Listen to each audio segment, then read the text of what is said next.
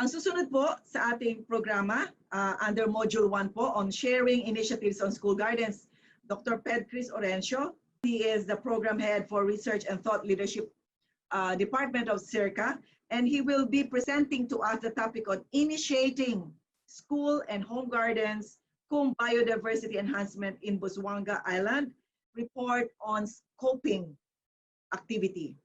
Okay, magandang umaga po ulit sa ating lahat. Si Doc Bes already provided a good backgrounder about the School Plus Home Gardens project that was initiated by UPLB, SEARCA, and DepEd Laguna back in 2016 and 2017. So what I'll share with you right now is more on what are the gains and then how do we move forward as we scale out this initiative to Busuanga Island. So when we talk about initiating, we're actually referring to something that's to begin, no? It's more forward-looking, but of course, to move forward, we have to understand, no, what is the history behind this? What were the impacts before when we implemented this program in Laguna, and how do we move forward with the future engagements to make it more meaningful and to achieve yung ating objectives, no, in Busuanga Island. So let me walk you through by providing some historical perspective, and then how do we move forward with this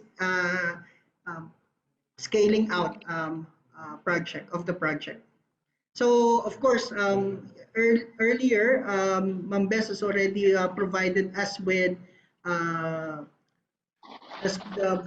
brief background of the School Plus Home Gardens. I just would like to reiterate again that this has supported the DepEd's two programs, particularly the Gulayan sa Paaralan program, or the GPP, and the School-Based Feeding Program, or the SBFP. And we have implemented this project in 2016, covering 6 pilot schools. No, we have 6 elementary schools and 1 high school. As you can see there, the schools were distributed across Laguna. And initially, the project was named Participatory Action Research on School and Community-Based Food and Nutrition Program, because basically this program tries to achieve objectives related to nutrition, education, and economic well-being of not only of the schools, but also the communities where the schools are located. So after 3 years of implementation, and I guess Ma'am Bes also touched on about the impacts that this has created even during the COVID-19 crisis. We just would like to share with you that the impacts are not only felt by the communities, but also these are being recognized in the region. No, first is there are recognitions on the schools that have adopted or piloted the program. For instance, this Labuin Elementary School, they received this 2017 SEAMEO Japan Education and Sustainable Development Award.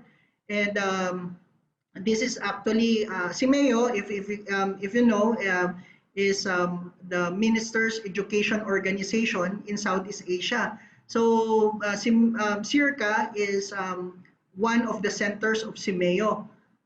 Maybe you're more familiar with, some of you maybe are more familiar with Innotech, but Innotech is also a sister center of SEARCA. So SEAMEO had this program about looking at how education and sustainable development were actually implemented, and this recognition was given to Labuin Elementary School in 2017. And we hope, hopefully, in the future, we'll have an entry, you know, coming from Busuanga, and then also receiving the same award, no, in SEAMEO. So this is actually a yearly recognition program by the SEAMEO, and Japan, of course. So I just would like to also supplement Ma'am Best presentation earlier that when we started with the 6 schools, it already expanded to 98, no, within the 3 years, no. We're actually surprised, no. And this is actually the case of scaling. First, we just to show you the process that we have undertaken, we have SEARCA and providing support to the schools division of Laguna, and then we have identified 6 pilot schools, and one of the adopted schools, which is Bagong Bayan Elementary School, was already also recognized as the Gulayan Paaralan implementer for 3 years, no, in their municipality. So you can just see how the impact of providing support to one pilot school, and if adopts one school, it considered or espoused the objectives of the program. It will actually contribute to community development and recognition not only by the communities but also by the local government. So you can see that we started from piloting, and then there's scaling, and then the scaling is not only in terms of the program but of course the practice. So this is also what we want to see in Busuanga as we move forward. Of course, because of this, the gains and the impacts, no, that this program has created in Laguna, we were also recognized by some of the what to partner with SEARCA, no, to scale out this project. So one of the partners that became interested in the program is the Kansas State University. So in October 14, we had the SEARCA had the MOA signing with Kansas State University. So our director went there to have this MOA signing with the Associate Provost for International Programs, Dr. Grant Chapman. So this is just an initiation. Like I said, we were talking about initiating, no? And one of the activities that we have identified, no, moving forward after this MOA signing is to have this scoping workshop. So we did a scoping workshop in Busuanga Island last year, no, in July, and we found, I mean, initially we found that school plus home gardens would significantly benefit, no, Busuanga Island, Palawan. So, and in this scoping workshop, this is a photo, no, taken in Coron, where we had a mini workshop with some representatives coming from the local government and some teachers, no, from Malbato Elementary School. And in this workshop, there it was actually divided into 2 major major activities. First, we visited schools, the Calachao and Malbato Elementary School, and had a meeting with the eco-tour operators. And then we did a mini consultation with the stakeholders. And of course, our first generalization is that it is really really be good to implement or adopt this program in this in Busuanga Island. So some quick takeaways from the mini consultation. One of the generalizations of why we think that Busuanga Island would benefit basically from the project is that because of the case of food insecurity.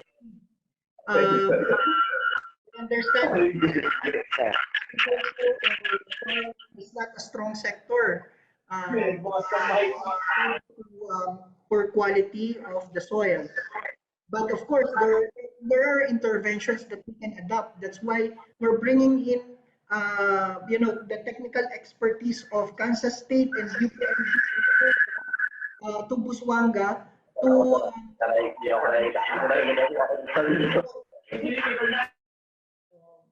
to support this improvement or enhancement of the agricultural farming systems. And another thing is that although we think that Busuanga is rich in terms of seafood, um, most of the fruits and vegetables are coming from Mindoro and neighboring areas. So there's this lack of locally produced fruits and vegetables. So we can look at this as an opportunity actually that we can start within our schools and then expand to the communities. And then of course, because of the lack of supply of vegetables, um, this adversely affects nutrition of the poor families. Of course, the lack of access or capability to access the food because of the high price. That's the limiting factor. And then, of course, we can see that ecotourism, I mean, the tourism industry is booming in the island. So if we want to support, and provide or sustain to provide and sustain, ecotourism activities, some of this would relate to food, in restaurants. And if you offer high prices, in food, of course, this is also a limiting factor to improving the tourism industry. And based on this initial assessment from the scoping visit, we propose this key development concepts. We can adopt accordingly as we move forward. But you may have other ideas because I'm coming from an external perspective who doesn't live there. But you being there may have a good perspective on how to adapt, given what we have, and how to address, this prevailing challenges that we face in terms of food insecurity and agricultural improvements. So first, we need to improve the local agricultural production, but ensuring that we have locally grown food sources. And of course, agriculture relates to conservation of both habitat species. So there should be biodiversity enhancement of the environment. And protection of this is important to ensure sustainability or availability of biodiversity. And of course, we need, on the social side, we need the awareness, to build the awareness of people on food security, biodiversity, and it will complement economic activities through the ecotourism. And the last would be on the mindset of entrepreneurship, because we think that school, while even in the online survey that we just conducted and shared with you by Doc Bess, some of our respondents were actually mentioning economic values. So they, it means not only in terms of savings, from buying food, they can also sell food, and this adds up to their livelihood. So I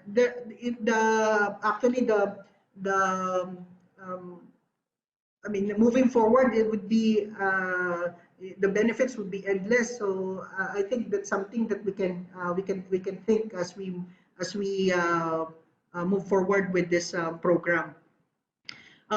During the workshop, we had this question. So, like I said, like I mentioned earlier, when we did the scoping activity, we did a workshop with some relevant stakeholders in Coron, and we had these questions.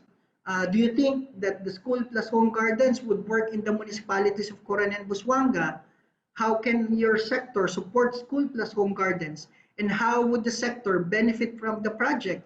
And what other sectors not present during the workshop can also support, the school plus home gardens as we move forward? I think these are still very critical questions and very relevant questions as we move forward, in identifying the activities that we will implement together, particularly in our pilot schools. And some of the briefly, I would just flash some phrases, that came out from these questions. This includes, it should be for the children. We can provide technical assistance, gardening inputs, maybe establishing demonstration sites. The LGU and the barangay government are important sectors for the implementation. This program can intensify the Gulayan sa Paaralan project, and we need the support from the private sectors. So these are just in a nutshell, no, what came out during the workshop, the mini workshop that we had. So moving quickly towards the objective, this what do you call this, adage or motto came out during the discussion. Healthy learners, I missed the Y there, healthy minds and happy kids.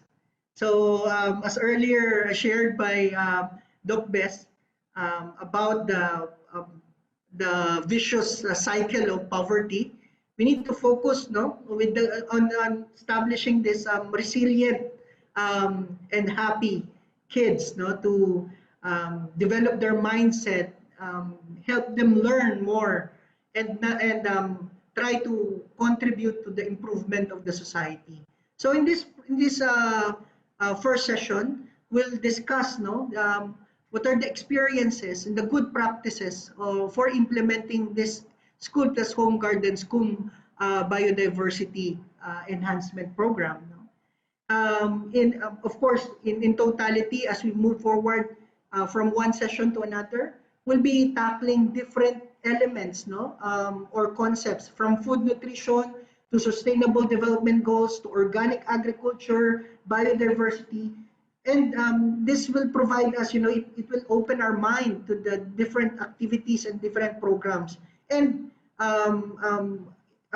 having that tacit knowledge, coming from you, it will help us further refine or further come up with solutions or activities that will be fitting for Busuanga. Of course, every situation has its different approach, and its different activities.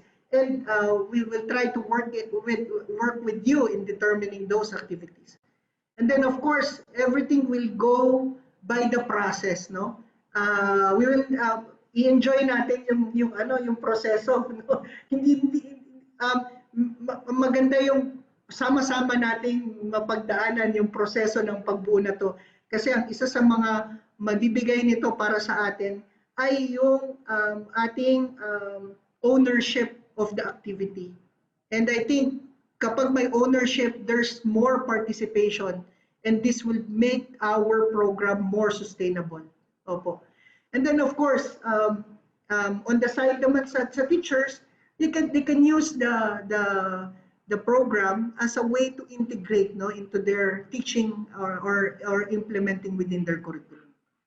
So basically, we'd like to focus on establishing these happy kids, healthy learners and healthy minds. So this is basically in connection with what SEARCA is doing. Currently in our 11th five-year plan, we have this Y for Agri, and we call it Young Forces for Agri Innovation. We have this program, and we had a chance to launch the program in one of this year in an event during the 3rd Philippine Environmental Summit with Green Convergence.